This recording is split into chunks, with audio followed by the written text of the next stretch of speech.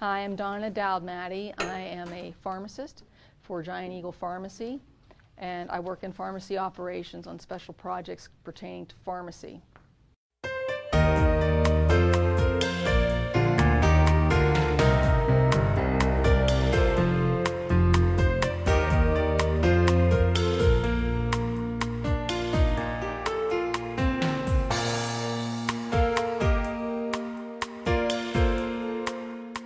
Thank you. I'm Donna Matty, Donna Dowd-Matty. I've been a pharmacist for longer than you've been alive, and it's been a great career. I stumbled into it accidentally. I thought I would go into medical school when I went to Pitt, and then I didn't want to make that time commitment. It seemed like so many years of education. Well, as it turns out, to become a pharmacist, it takes 6 years of education, which was quite a shocker, and especially when you don't like chemistry and you don't like biology or math, I was still in that career path, and I am so glad that I stuck with it. It was sort of a random decision, and it was the best one I ever made because it's allowed me to go into all sorts of offshoots for the career. Now, when you think of pharmacist, what comes to mind? Anyone? Yes. Prescriptions. Prescriptions. Yeah. Well, when you picture the pharmacist, what do you see? White coats, got one, and anything else? Okay. Well, pharmacy has evolved from the person behind the counter filling prescriptions to giving immunizations, to educating diabetics on how to take their medication, to being able to go and bill for services that used to be only occurring in the doctor's office. So it's really become an exciting career. So whether you like to work with people and have patient interaction, or you like to be behind the scenes in research, you can go into nuclear pharmacy, you can become a professor, you can become an author, speaker, writer. I've done all of these things, and everything has been more exciting. As I said, that wasn't my original plan to go into pharmacy school. My original plan was to go to pharmacy school and become a pharmaceutical sales representative, which I did. It was very exciting. I was able to get a job before I graduated from pharmacy school, and it's a very nice career because I was more people-oriented than a scientist. Can you explain a little bit about what a pharmaceutical sales rep would do? Because some kids might not know. Certainly. Pharmaceutical sales is essentially you go to physicians' offices and you present a particular product for your company. For example, I worked for SmithKline Beecham, and we promoted antibiotics to physicians, family doctors, internal medicine doctors, and we talked about our product and showed them the information that would help them recognize a patient that this drug was most beneficial for, so that they would have that option. We would give out samples at the time to help the doctor utilize the product, and it was a very fun career. But I wanted to have less hours. I wanted to have a more a regular schedule. And so that's why I went into pharmacy. Retail pharmacy, has anyone been to the Market District at Giant Eagle? Anyone past the pharmacy? And that looks pretty busy. There's a lot going on there. If you like to work with people, retail pharmacy is a good career. There's a lot of opportunity. As you can see how busy they are up at the Giant Eagle Pharmacy. They're counseling patients. They're providing immunizations, whether it's the hepatitis B, shingles, your flu vaccine. All of these can be now done by a licensed pharmacist who is also licensed to administer injectable medication. But let's get to the fun part while we talk. I need a volunteer to be a timekeeper, okay, and I need a volunteer to be a counter, because then you're going to switch. And what we need you to do is what we do every day, or pharmacy technicians do every day, because they're a crucial part of being in the pharmacy team. The pharmacy technicians are responsible for counting medication, helping to prepare the prescription, dealing with insurance companies, because that could be 40% of our day behind the scenes, is making sure your prescription gets paid for. So let's see. Who will be our first counting volunteer? Okay, come on up. Ooh, I failed already. Okay. Now, this is the counting tray. We use them every day. Some places they have automatic counting machines which will count for you, but if it becomes a controlled substance that you're counting, you have to do it manually. It has to be done by the pharmacist only because they're strictly regulated medications. OxyContin, Percocet, some of the ones you hear in the news all the time. So you have to count it out of hand, the machine can't do it. Absolutely. Okay. They are so tightly controlled, you have to know down to the pill that you have in the pharmacy. If you have 100 in stock, you're accountable for 100 in stock. But we're talking the magnitude of safes full of controlled drugs that the pharmacist is responsible for the accounting each and every day, every month, every year. And that's where all the responsibility starts to fall. Not only you're responsible for the patient, you have legal requirements to meet in terms of controlled substances. So on to the counting. What I need you to do is I need you to count 100 pills using this counting tray and then put them into one or both vials depending how many fit.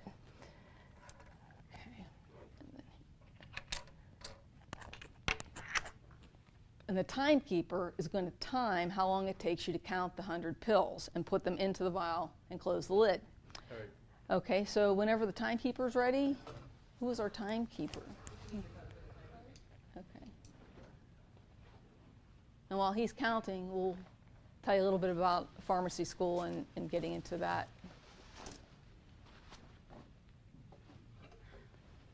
All right, are you ready? Yeah, I'm ready. Okay. All right, so how many do you want in each thing? I need 100 pills counted from this tray, and Yeah. they may fit in one, or they may have to go into 2 vials, but a total of 100 pills in one or both of these All altogether. right. So while we do a lot of counting, we do a lot of, I missed the important part. What? Number one, you can't touch because it's Oh. really important to stay clean. We have certain sanitation standards. I washed my hands before I came here. I know, and everyone says that, but what if the last thing you counted was penicillin, you touched the penicillin, now you're going to count these, and the person that you put these into the vial for is allergic to penicillin. Now you have penicillin dust all over these pills, and you've got someone with an allergic reaction. So cleanliness is really important. So I'm sorry I didn't provide adequate training, but we're going to use this. All right. Okay? So you just want me to start counting again? At timekeeper signal, you can start Alright. counting again. Say go. Right? You ready? Okay. In the meantime, if you're considering a pharmacy career, you want to have an aptitude and an interest in science. Chemistry is a major part of the pharmacy curriculum, as is biology, calculus, which I thought was a useless class, but actually comes into play often in the pharmacy world. It's a way of calculating how much of a drug remains in the body over a period of time. You're also going to need some over-the-counter, you're going to learn about over-the-counter medication, so you have to have good interaction people skills. For example, someone comes up to the pharmacy counter and they're deciding what to purchase because they think they have an ear infection. And people have all kind of home remedies, or they may have a prescription, but their doctor also wants them to get something over the counter. You're able, as the pharmacist, to point the patient in the right direction for the most appropriate over-the-counter medication. A lot of times we run into patients that have over-the-counter medications in their home with which they self-medicate, and it turns out to interact with a prescription drug that they're taking. So the pharmacist is probably the best source and the most easily accessible resource to the community and the public, not just for good information, but free information, because we really want to take care of our patients on a broad scale. So science is important, the math is important, the commitment to the education is important. For example, if you attend a pharmacy school like Duquesne, it's a very expensive, $20,000, $30,000 a year or more for 6 years. So it's a time, it's a financial investment, and in the end you're going to walk away with a doctorate in pharmacy. And it, All right. I got 100. done? They're not in the vial though, I'm sorry. What? Oh. Keep going. So there are a lot of things to consider. Now, if you don't want the long-term commitment of a pharmacist, pharmacy technicians are in very high demand. Their salaries are approximately $30,000 or more, depending on if you have a certification. And there are programs out there that you can get certified that don't require the time investment of a pharmacist. How many years is a pharmacy technician and what schools around here would be aware of that would offer that? Well, in this area, there are a lot of certificate programs, and there are different schools, different training programs. For example, a lot of pharmacies provide training programs. Done? Yeah. What's your time? 225. 2:25. Okay. Okay, thanks. And your first name or initial? Ryan. Ryan. Okay. Now it's your turn to come up and beat Ryan's time. Now, first we have to make sure that Ryan was correct.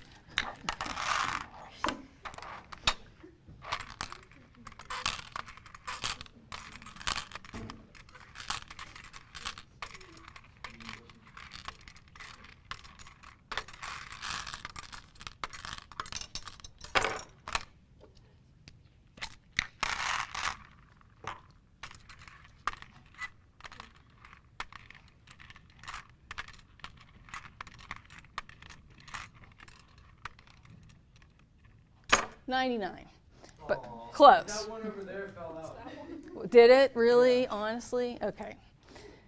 So pretty good. Let's see what we can do to best Ryan's time. Pardon?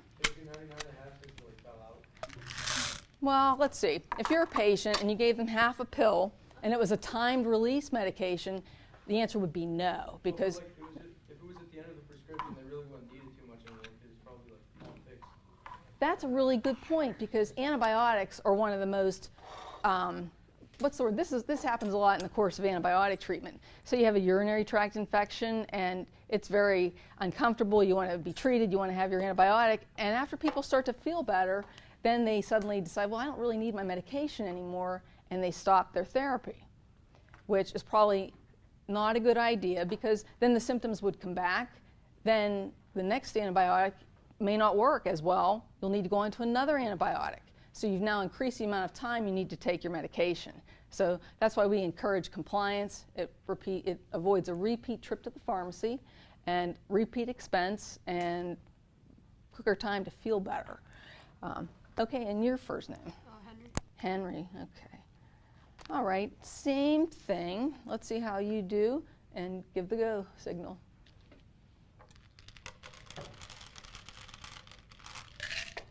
So pharmacy technicians do have, in some cases, many states, not so much PA, the requirement, they don't have to necessarily be required to be certified, but if you are certified, it's a great boost for your income, a great boost for your hourly rate. It also, a lot of the retail pharmacies and hospital pharmacies provide on-the-job training. I was looking at some ads for pharmacy technicians now, and they are in such high demand, especially in the Pittsburgh area. At Giant Eagle, I know that we always look for the best people to do that type of work, because you really are the next in line to the pharmacist, because everything you do is ultimately going to be checked by the pharmacist. So the accuracy of your work is crucial. It really is an important part. I don't know how we would do retail pharmacy without good technicians. So you can either be trained on the job. There are some certification programs. In Pennsylvania, not so much. It's not quite necessary. We see it going that way. With pharmacy as well, we also have opportunities to go into other careers. For example, when I was looking at the online career ads, you can go into the military. For example, the Navy had a position where they were looking for pharmacists and healthcare professionals, because those people have to take care of not only veterans, but active duty military in order to get them their medications as well. They have Navy doctors, Navy dentists, but someone's got to ultimately be responsible for the prescriptions.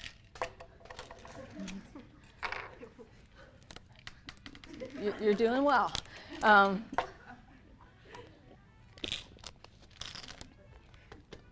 Yikes, I think that's my phone. Anyway, in terms of pharmacist salary you can be anywhere between a starting salary of, I want to say 45 to 55, 56 an hour. And it just depends on, do you want to work full or part-time? Are you working for a retail pharmacy? Are you working for a hospital? It depends on your environment. the state you live in, and how many hours you want to work. So like here, starting salary hourly in Pennsylvania, what would that equal by the year? That can be anywhere from 112 to 129 Thousand a year to start. So your investment in your education, definitely is going to pay off because It does. It pays off in a very quick fashion, and there are scholarships available. I had received a partial scholarship to the University of Pittsburgh when I went, and then on leaving, I also won an award if I wanted to further my education, and it wasn't through, in other words, they had all these awards and scholarships for the really smart people, and I wasn't one of those. My scholarship came about because I wrote an essay that actually was about pharmacy, that was eventually published, and that was my forte, because I wasn't the smartest kid in the room, and I wasn't the not smartest kid in the room, but I was somewhere in the middle. But it is a rigorous curriculum. Okay, timekeeper? 247. 247. Now, you will win if you have 100, because accuracy is the most important thing in the pharmacy. The reason we're doing this experiment is because you have a couple of things that you're looking at as a pharmacist. Patients come in, they want their prescription filled. You have 50 people behind them, they all want their prescription filled. Do you want to fill it fast, or do you want to fill it correctly? What's the obvious answer? Correctly. So it's more important that you have the right drug in the right bottle for the right patient, and it's the right prescription, rather than, here you go, I'm going to grab something off the shelf. All we have to do is throw them in a bottle anyway, which is what we hear all the time, and then what's taking so long? So you have to have all of those factors in your mind. It has to be accurate, and it has to be the right medication for that patient. I'm going to show you an example of a prescription so you get an idea of what we see, whether you're in retail or hospital.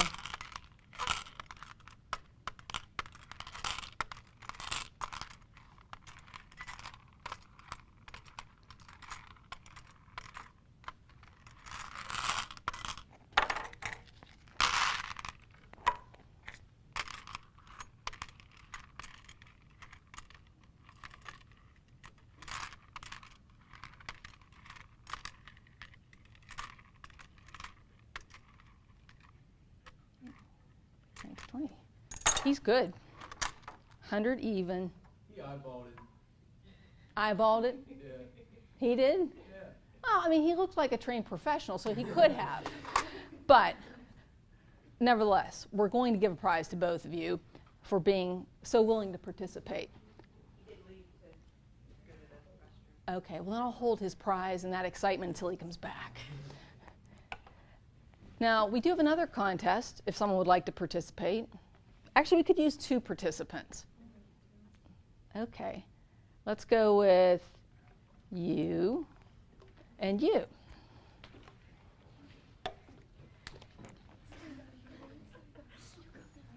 Okay, I need one person here, one person here. And you're actually going to well, you can stand or sit. It's your choice for this exercise. Let's see, you need one. Now, a lot of times patients will come in during cough and cold season because they have a need for an antibiotic and they have a cough, which usually involves a cough syrup. So the doctor writes a prescription for a cough syrup, and he calls for a pint. How many ounces are in a pint? Anyone? For an added prize? Anyone?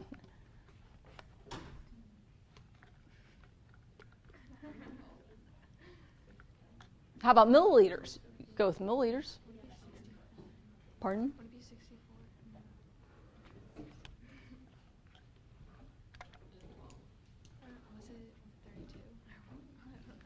it 32? Anyone? How about milliliters? Can you do it? Have we converted to the metric system yet? Anyone know in milliliters?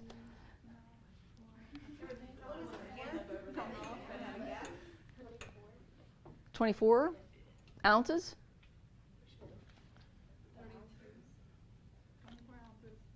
24? I'm sorry? Question. How many milliliters? 16. 16 ounces? Yeah, 16. 16 ounces, or 480 milliliters, give or take. Give or take. I mean, it's 473 if you want to be really, yes? 76. Oh, yours, you had 100. So we had accuracy, and so actually Henry gave us accuracy and Ryan gave us speed. So if we could put Ryan and Henry together, you'd probably have a job. So we appreciate that, and let me get your prize. Or maybe I should hold them till the end. Actually, while you're pouring, I'll get your prize. So what you're going to need to do for this exercise, back to the cough and cold, is you're going to fill the prescription, and they need a pint of cough syrup, so to speak. So here's the pint line right here.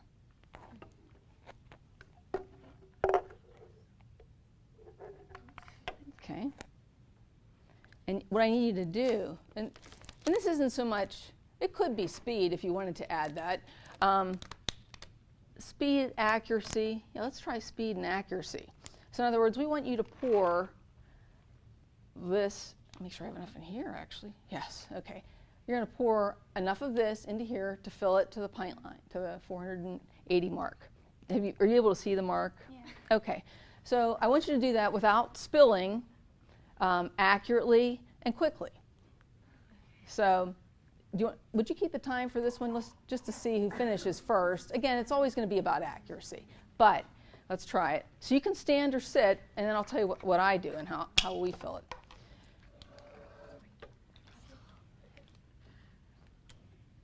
So whenever you're ready? Yeah. Does anyone have any questions yet? Well, you always think of those when you leave. Right now, what I'm doing as a pharmacist, I'm working at the corporate office for Giant Eagle, and I work in pharmacy operations. And we handle very specific projects that have to do with some of the pharmacy nuances. There have been a lot of new things going on in the world of controlled substances, immunizations, things like that require a lot of that attention to detail. And so one of the issues that we run across a lot of times, did you get our time? 19 seconds? And were you able to get another time or no? No. Oh, okay. All right. That actually looks pretty good.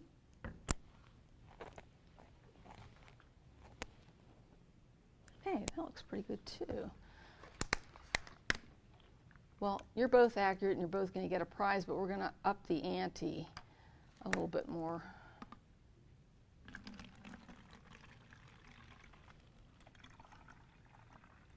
Laura, how am I doing on time so I can be sure? Period is over, is it 40? 38. Okay, so we have about 11 minutes. Okay. Well, let's wrap it up before we have the final.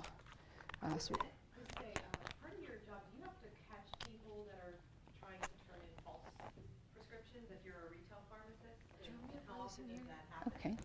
That's interesting that you mentioned that, because right now there is a big issue with drug diversion in America, and a lot of it has to do with the availability of it's very easy to get addicted, so that increases the risk for theft and diversion of controlled drugs. And again, we're talking about OxyContin, morphine, drugs like that.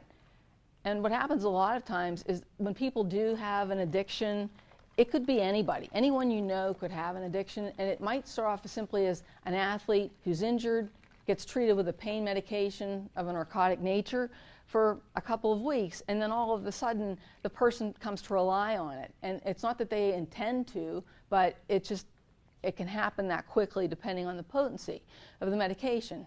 And when people do have that issue, they will do anything. They eventually become drug seekers and will do anything to get their medication. Anything you can think of, whether it's steal from their parents, steal from their grandmother, take the silverware, take stuff out of the medicine cabinet, you name it, and it will happen. And Also, we do see a lot of prescription, not a lot, but we do see them from time to time where people will try to pass bad prescriptions. And as a pharmacist, you need that attention to detail. You need to know how to recognize a bad prescription. And you need to be able to contact the police. You need to be able to recognize the signs of that, because you don't want to encourage it. You don't want to enable this person. And so we do see those prescriptions. What happens if you miss it, like it's a bad prescription and you still fill it because you couldn't tell it was like a bad prescription? Well, there is a clause in the pharmacy law, and I know in our pharmacy environment, and one of the clauses in the law is that the pharmacist must exercise due diligence. So if a prescription comes in, if a prescription comes in for, let's pick a, pardon my writing, because I wasn't known for penmanship.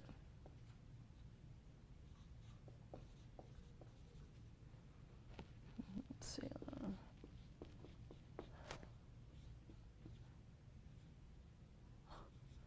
It's probably John Doe, but okay, this is an RX, a prescription blank.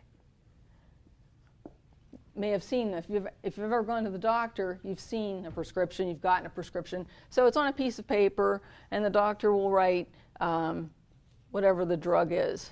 Let's pick, I like to pick things that are big in the news. Okay.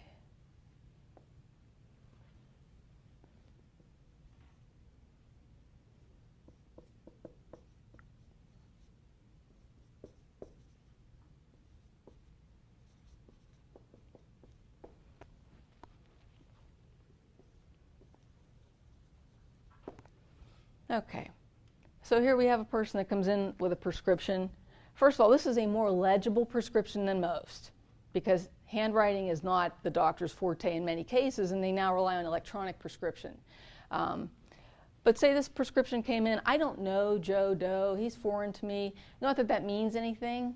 I'm sure he could be a great guy. However, John Doe comes in, I've never seen him before. Something looks wrong about this prescription to me. Now, can anybody see anything wrong with it? Yeah, it's a smiley face on it. Oh, you know what? No, like that, right there. With 2 legs. It's like an eye and a Oh, this? Yeah. Ah, that's fun too. Anybody take Latin?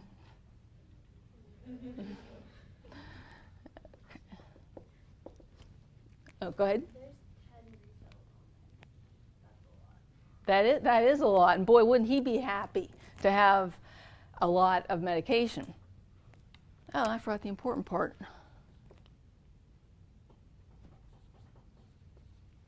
That's only one of the parts. Good? You know what, that's a good idea, and we're close, but no. Okay, anyone else? See anything? The signature is like nice. Thank you. Really, thank you. And I didn't go to Catholic school or anything. Like lines and like stuff. Well, this is actually how they do look. Oh. They really, I mean, and a lot of times they look worse than this. If you've ever done Highlights magazine as a kid, a lot of times they would have these guessing games and you have to find things or figure things out. In one of the pharmacy magazines, we get a prescription that's really poorly written, and the idea is it's like a contest. Can you tell what it really means? Is it lovastatin versus Loprox or something else? Good? There's no address? True, but that's not required of the prescription. It has to. It can be added. It can be added in by the person delivering it. Ideally, it needs a name, address, date of birth, any allergies, telephone number. Those are the minimum requirements. So the prescription comes in, and did someone else have one more idea? Okay. 10 refills. 10 refills you would never see on this prescription. This is what they call a Schedule II narcotic, which means it's the most stringently controlled drug in that class that is available legally as a prescription. They have a class 1 through 5, 5 being the least stringently controlled. Class 1 would be drugs for which there are no medical use, but they're still out there. There's still drugs out there that, the date rape drug. That is actually a drug, but it has no medical purpose. So immediately, this alerts me that this prescription, there's something not quite right about it. So going back to the law, due diligence means I'm going to contact Dr. Smith's office. I'm going to go get his phone number. I'm going to contact him, talk to him directly. Did we prescribe for John Doe? And the doctor will tell me either yes or no. And at that point, we know that it isn't a good prescription, and we can't fill it. And that's the other nice thing about the pharmacy profession. As a pharmacist, you are allowed to turn the patient away. Just because they bring a prescription to you doesn't mean you have to fill it. If there's something wrong, you suspect that it's a bad script, you can certainly turn them away. Yes? What if, like, they wrote the number for the doctor's office for, like, someone who they knew, so, like, they could say they were the doctors that, like, confirm that they gave them the prescription, and then... So, like, if I were to call the doctor's office? Yeah, but it wasn't really a doctor, it was the guy. The guy who wrote the prescription for himself? Yeah, Yeah, and that's again where this attention to detail and thoroughness comes into play. I'm not going to call the number on the prescription because maybe he made that prescription up himself. Maybe he printed it off. Maybe it even is on nice security paper, but it's still not legitimate. So I'll go to the phone book, I'll go to the internet, I'll go to an independent source, and I'll contact the doctor. And I do that. Well, this doctor doesn't exist. I can't even find him. I can't find him in any database. I can't find him in the phone book. Right there is a red flag to me. The takeaway is pharmacy is a great career if you want flexibility, if you like science, if you like working with people and helping. There are lots of opportunities, and it's very worthwhile and rewarding.